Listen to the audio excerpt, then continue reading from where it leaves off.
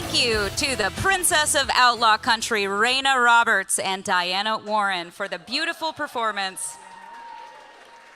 Please stay in your seats for the next panel, a spotlight conversation with Dakota and Elle Fanning and their producing partner, Brittany Kahan Ward. I'm telling these tears go and fall away, oh, may the last one burn into flames. Freedom, freedom, I can't move, freedom, cut me loose, yeah, freedom.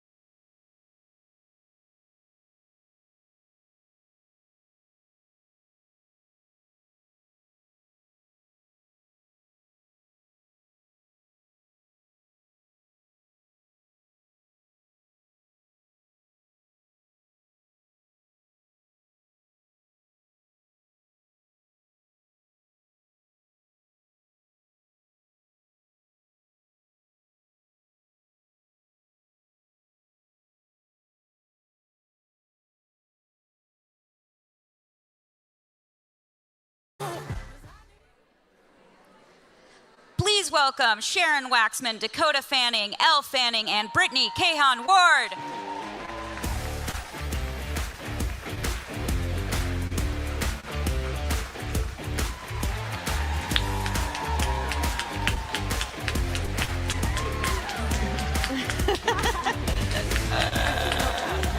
Sure. Sorry, guys. I can't see it. There you go. Yeah. It was so fun, you guys. Was that cool, that performance? It was great.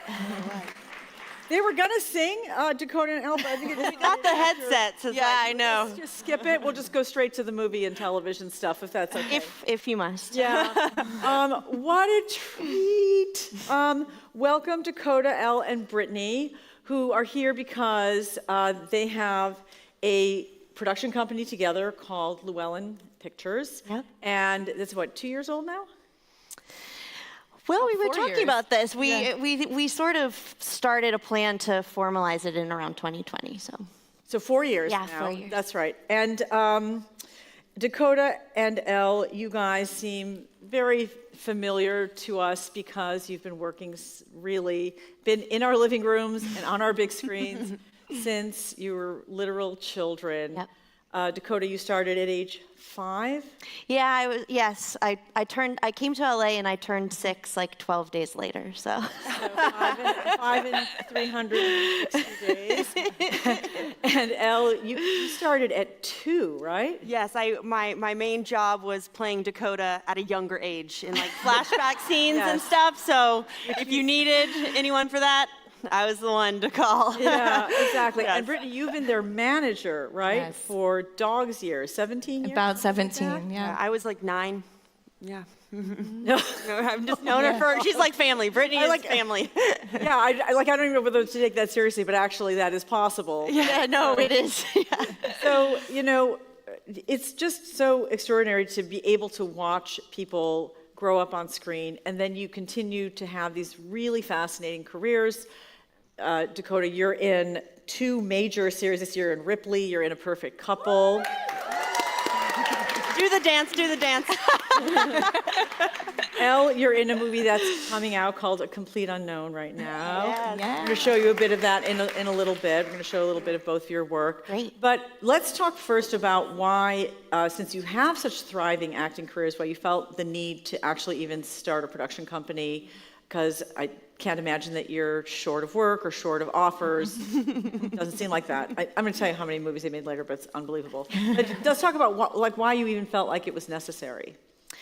I think that having started so young, being an actor and being in this industry is a huge part of who we are. Brittany also started her career very young as well. And so I think, you know, as you... 19? Yeah, she was 19. She still is 19. As I say, you look only. So I think as we, you know, worked and gained experience and worked with other people and saw how this industry works behind the scenes, I think we had a desire to have more control of the process and the projects that, because I think another difficult part of being an actor, and especially something that I've experienced a lot because I started so young, is people have this idea of who you are and what you do and what you can do, and can sometimes put you in certain boxes. And so I think by us starting this company and finding our own material and developing it and being a part of these projects from the ground up, we kind of get to take a little bit more control, push our own limits ourselves, you know, which is exciting. And also my favorite thing to do is kind of subvert people's ideas of who I am and do surprising things. And so I get to kind of do that with this company, and I think Elle does too. Yeah.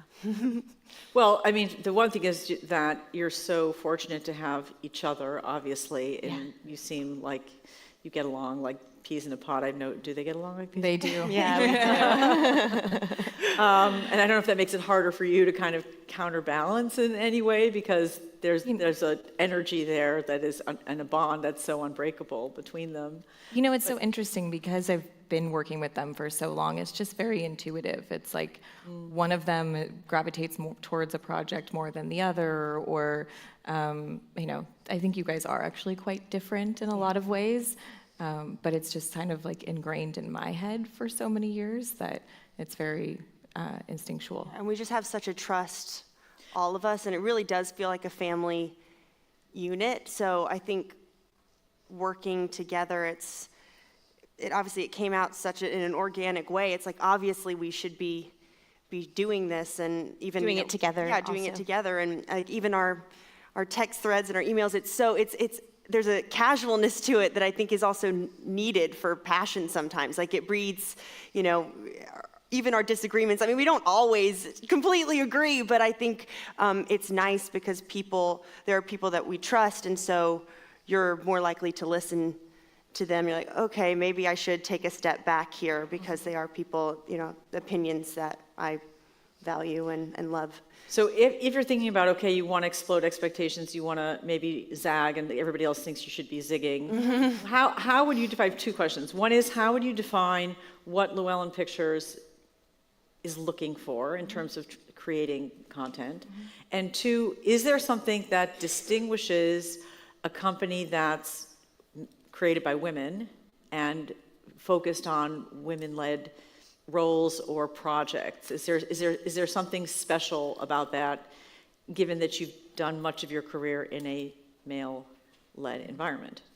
Yeah, well, I think in general at the company, our desire is to explore the gray areas of humanity and to not go for the easy truths, and to kind of find the complexity that all people have, and especially women. And, you know, a lot of our projects are, you know, there's a role for either Elle and I in some of them. And so, of course, always trying to find, to create roles that are complex and layered and about sometimes difficult women or difficult stories or things that are uncomfortable subjects. I think that's a desire that we have and that we always really look for. But also to like dip our hands into other mediums too. I mean, we produced Mastermind, Think Like a Killer, which was a docu-series on Hulu, and we also did a podcast called One Click. And so it's been really interesting, like through the process of producing, to learn just how the different mediums work, because we don't want to, again, be put in a box of just TV or film. I think it's been very exciting and we have another project that's coming up. It's another true crime docu-series, because that was very fun to work with. What's that about? Dr. Burgess. We can't say it. we have a lot of different projects coming up and books that we can't completely talk about, but but yes, I mean, also one is a book that we are going to be in together. So Can you say? Sorry, Sharon. I know we were about talking this about this earlier, and we were like, gosh, but we do have the Paris Hilton memoir as well. We got the rights to that, so we've been working with yes. Okay, hold on. So producing with Paris Hilton is like, Which one of you is playing Paris? well, we haven't figured that out yet. We're in development. It's early. Is it like a can't say flip a very early. coin? Is it you auditioned for Brittany? Like, Yeah, exactly. I'll decide. Yeah, Brittany actually holds all the power here. So. No, I think it'll be really dependent on like what makes sense for the story. Yeah. right? Yeah, Like, what stage she's in had her such life. an What incredible about that career. story do you like? Talk about subverting people's expectations. I think Paris is like such an amazing example of that with, her story that she's now been telling and sort of the behind the scenes of what she was going through. Her childhood. Her childhood traumas, the things she went through as a teen, and also just, being kind of the first influencer in LA in the early 2000s and the trials and tribulations of that and the armor that she had to kind of create. Yeah, I think in the memoir it really explains kind of what her behavior in a lot of ways. I mean, a lot of it was like PTSD and the tabloids, especially of that time in the early 2000s, were so horrible to her. I mean, we live in a different time, thank goodness that now she can come out and really tell her story. But I think, again, how Dakota was talking about, not the easy truths and the gray areas. We want to subvert people's expectations. This is kind of the theme of the thing, but I produced The Girl from Plainville, which that was but that was a show that I also felt really proud of, especially Brittany and I, because Brittany was there every day on set, and I really felt very much in the producer role on that set, and I think it was, we talked a lot about Michelle Carter and how we didn't want to just retell this case in the way the media knew about it. We wanted to dig deeper into the psyche of these two teenagers who really, and kind of figure out actually how it ended up going so wrong. And I felt very kind of powerful on that set.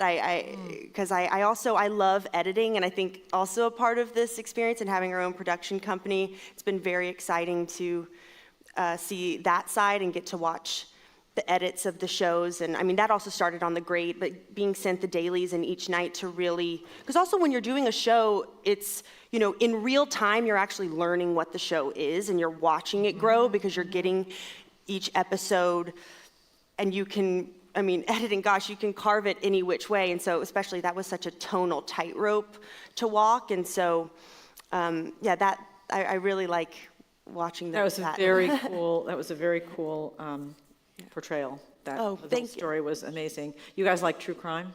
Dakota, that's her favorite. Yeah. Like that is her thing. She's watched all of that, every show that comes out. I do. Everybody's like scared of me. She's now. like the SNL like murder show. Yeah. You know what I'm talking about? What is your favorite true crime show?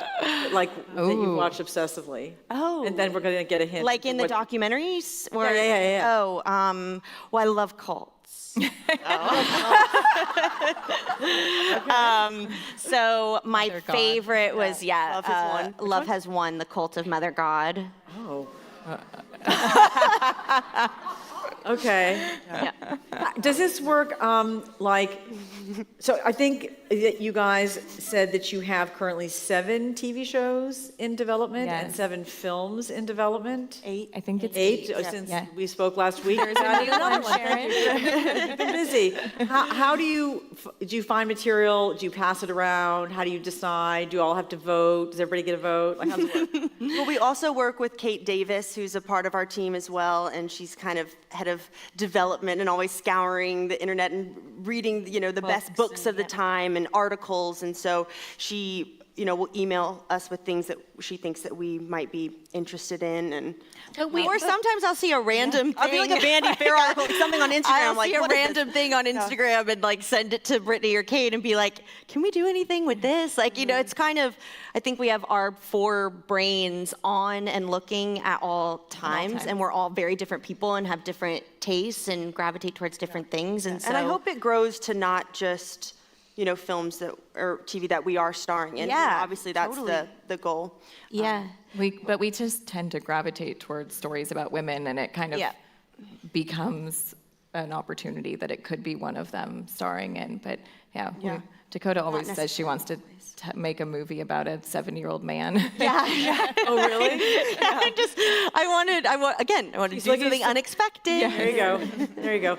Well, let's take a beat and take a look at some of your recent work. We have a clip of yours from Ripley, Dakota. What was that? We were saying expect the unexpected, which is We're also Big Brother reference, fans. reality show. Oh, Really, let's dip our hands into reality show television. Yeah, I mean, exactly. really? Yeah. That's where we want to be. Okay. Not of us. This is getting out of control. I'm not in control of this conversation anymore. Okay. We're going to go to a clip. Yeah. Perfect. From the series Ripley that you're in which you play Marge. Yes. Sherwood. Marge Sherwood. Can we take a second and just show that? Yeah. Have you decided what you want to see next? Excuse me? In Italy. No. I haven't. There's a lot to it. I'm sure there is, but I think I'm going to stay here for a little while. You know, if you're going to be here longer, Tom, you should stay at my place. I mean, why spend money at the Miramare when I have extra rooms, even if it is just my father's money? Oh, I'd like that very much. Great. Thank you.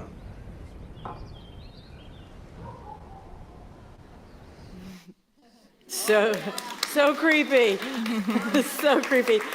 That series got a lot of attention, massive critical acclaim. Did you talk about what you enjoyed about working on that series and reprising this role that had been so famously played by Gwyneth before? Well, I was relieved that I wasn't being tasked with reprising, Exactly. So it was going to be, Steve Zalian's version of Ripley in a limited series format. So you had more time with each of the characters, which I was very excited to be a part of. And Steve is one of the most detailed, brilliant people that I've ever worked with, and he kind of pushed me to a new place. I mean, I'm always trying to learn and challenge myself, but I also have been doing this a long time and have a lot of confidence in what I do and in myself. And he kind of challenged me to find something further and deeper and exploring kind of all the things that are not said. And it was really a life-changing experience. I'm very grateful to have been part of it. Yeah. In what way did it change your life? Well, it was a long filming process. It was around 9 months for me, which was that's a long time. And as we were in Italy and in all of these beautiful places, and there was still kind of the pandemic going on, and so there was a little bit of isolation that I sort of felt for the first time that in a working environment. I usually like being alone and like traveling, and for the first time I felt a little bit lonely, I think, and isolated, and I think it almost kind of mirrored a little bit of what Marge was experiencing, because she's kind of being spun this web by Andrew's character Ripley, and is kind of isolated in her own mind of knowing that he's lying, but not not knowing how to get out of it. And so obviously I wasn't being spun a web of lies while I was working, but I still kind of could grip onto that a little bit. Mm-hmm. It was challenging in all the best ways. That's really it. That's amazing. Yeah. In fairness and in truth, I could spend an hour with each of you talking about your work, but so this is going to be extremely truncated, and I apologize. But I do want to show a clip from Elle's new film, which is called A Complete Unknown, and it's the story of Bob Dylan as he comes to New York and finds himself and finds his path to stardom, and you play his girlfriend. Yes, Sylvie. Yeah, she's based on Suze Rotolo, Yes. who is Bob Dylan's real life girlfriend, and she's on the Freewheelin' album cover with him. But Bob Dylan himself, the one thing he wanted was for Suze's name to be changed in the script. So she's not a fictional character. She really is based on Suze. Changed her name. Yes, out of privacy, because she never wanted to be a public figure, and she's passed now, and so out of respect, that's what Bob wanted, and she obviously really means a lot to him still. So That's cool. yeah. let's show a quick clip from your new film, A Complete Unknown.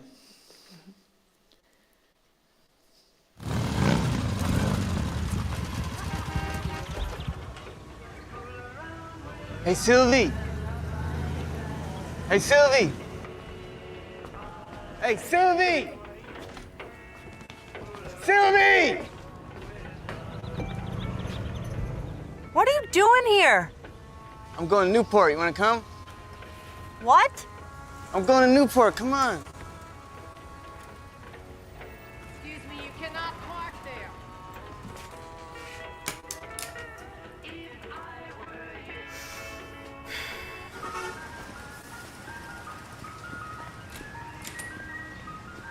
There she is.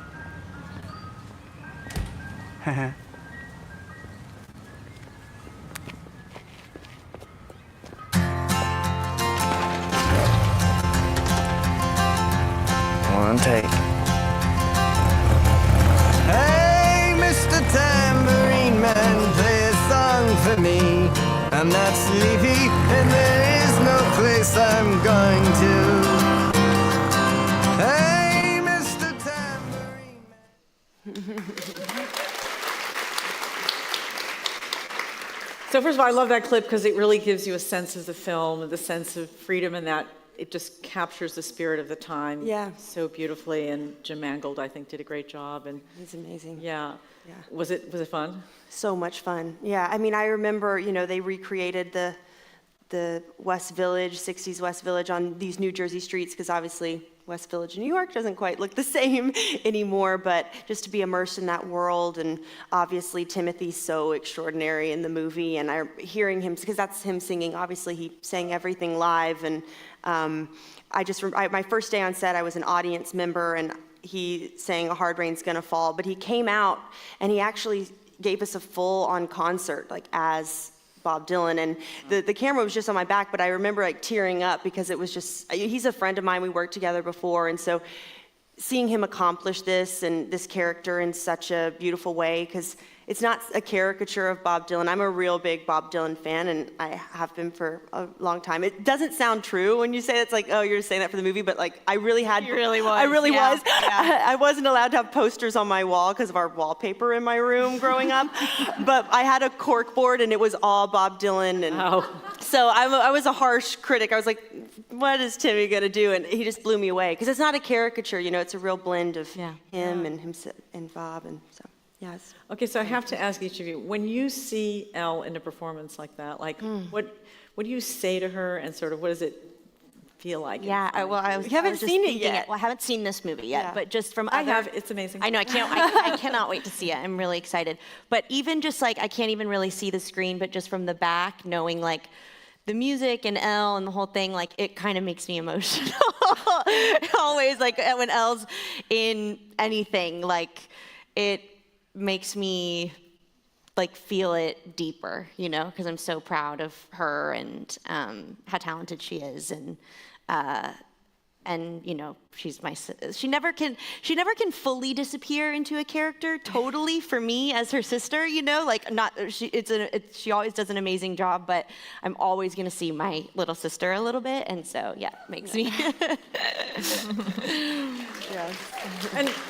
And I want to ask you, Elle, the same thing. So when you see Dakota in like a dark movie like Ripley or something like, and you started on set with her, so what does it feel like for you? Well, there have been times when, I remember when I was a young girl and I watched this movie she did, Now Is Good, and she had cancer in that film, and she was a cancer patient, and again, because it was like my sister, like I had a real traumatic reaction after that premiere and the screening. Like I was uncontrollably sobbing. Like obviously the acting, but it's something felt on a deeper level, like you're saying, like watching my sister go through these things. And I mean, I'm doing this job, I'm an actor because my sister started before me, and I watched her, and I wanted to do exactly what my big sister wanted to do. So I always, that's what I wanted. Thank you so much for coming. Thank you for sharing. Yeah. Dakota and Elle Fanning and Brittany Kahan Ward, thank you guys so much for being here.